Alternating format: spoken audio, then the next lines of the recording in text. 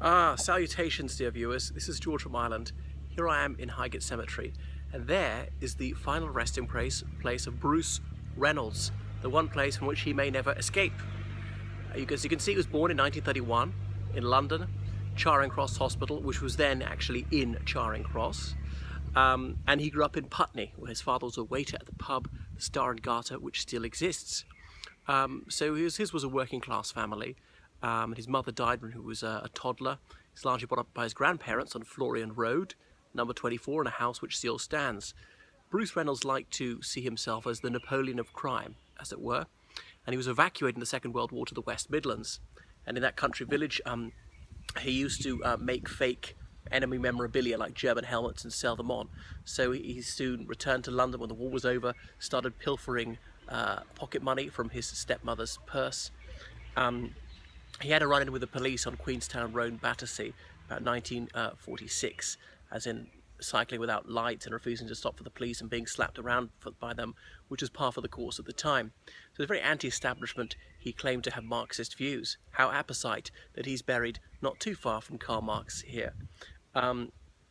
So in his teens, he did various dead-end jobs, and then he got into crime, housebreaking and so forth, breaking into shops and things of that nature.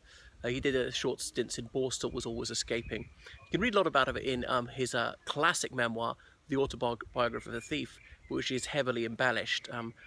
Crime researchers have shown that his exploits were not quite as audacious as he would have you believe.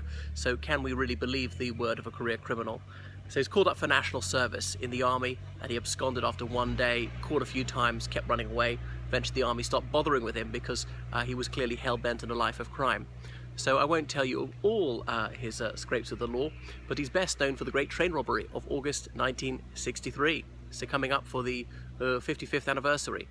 And that was when they stopped the Royal Mail train in the middle of the night at Sears Crossing in Buckinghamshire, removed hundreds of sacks full of cash, very audacious heist, and it was the largest scale robbery in British history at the time.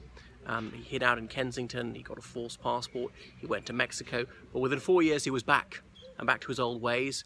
Now there is no honour amongst thieves, and the criminal underworld was thoroughly penetrated with police informers, and so the moles of Scotland Yard found out where he was, and he was arrested in Torquay.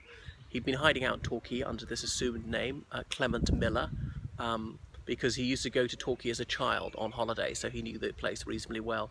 I think it's something subliminal, because he had admired Glenn Miller as a teenager and had similar glasses to him. So perhaps that's why he picked that name, which sounds very similar to Glenn Miller, Clement Miller. Anyway, he served 9 years in prison, which was very light considering his 25-year sentence. Released. He was sent back to prison briefly in the 80s for drug dealing, the only crime he said he was falsely convicted of.